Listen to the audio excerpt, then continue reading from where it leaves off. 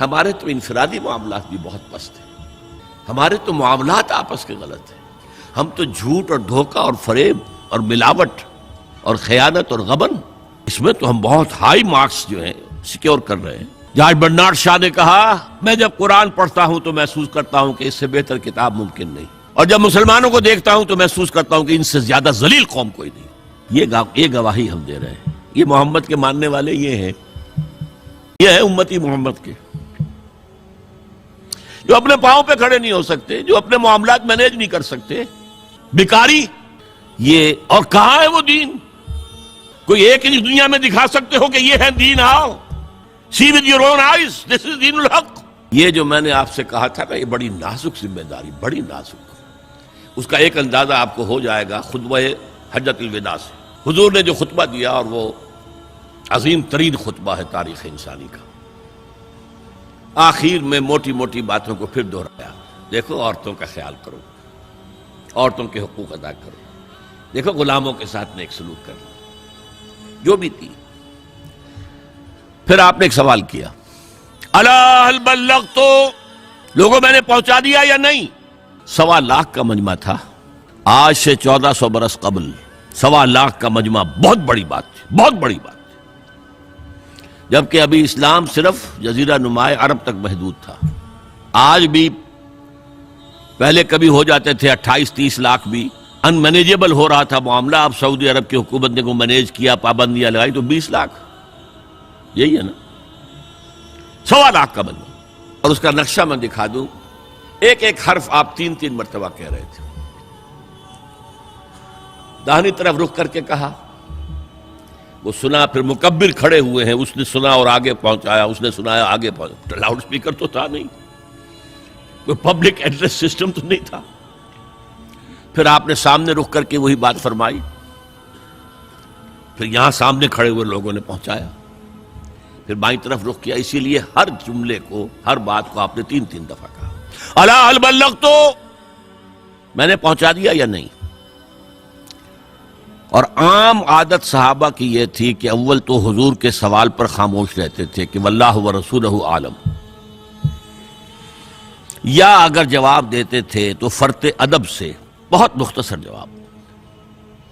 وہ چلبلے قسم کے شاگرد جو ہوتے ہیں، جو استادوں کو بھی پڑھانا چاہتے ہیں، صحابہ کرام اس طرح کے نہیں تھے، اپنی لیاقت اور ذہانت کا روب جو ہے اپنے استادوں پر گاٹھ دیں۔ وہاں تو یہ تھا کہ ایک بات جواب، یہاں 4 جواب دیے ہیں صحابہ نے۔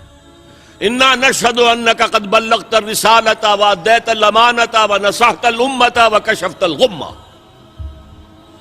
3 مرتبہ حضور نے کہا الا هل بلغت، اور 3 مرتبہ جواب آیا انا نشہد انک قد بلغت الرسالۃ وادیت الامانۃ ونصحت الامۃ وکشفت الغمۃ۔ اے نبی، ہم گواہ ہیں، آپ نے حق رسالت ادا کر دیا، آپ نے حق امانت ادا کر دیا۔ یہ قرآن تو ہمارے لیے اللہ نے نازل کیا تھا نا، آپ کے پاس تو امانت تھی۔ آپ نے امت کی خیر خواہی کا حق ادا کر دیا، آپ نے ہر قسم کی گمراہیوں کے، اندھیاریوں کے، اندھیروں کے پردے چاک کر دیے۔ 3 دفعہ یہ جواب لے کر انگشت شہادت سے اشارہ کیا آسمان کی طرف، پھر لوگوں کی طرف، اللہم اشہد، اللہم اشہد، اللہم اشہد۔ اے اللہ تو بھی گواہ رہے، یہ مان رہے ہیں کہ میں نے پہنچا دیا۔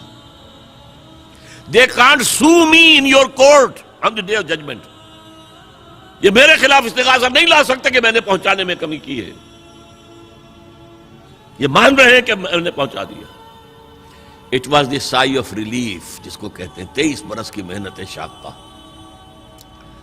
کون کون سے مراحل آئے ہیں، یوم طائف بھی آیا ہے، 3 سال کی شیب بنی ہاشم کی قید بھی ہے، معرکہ احد بھی ہے، احزاب بھی ہے، 70 مبلغین ذبح کیے گئے ہیں، کیا کیا نہیں دیکھا، کیا کیا نہیں جھیلا۔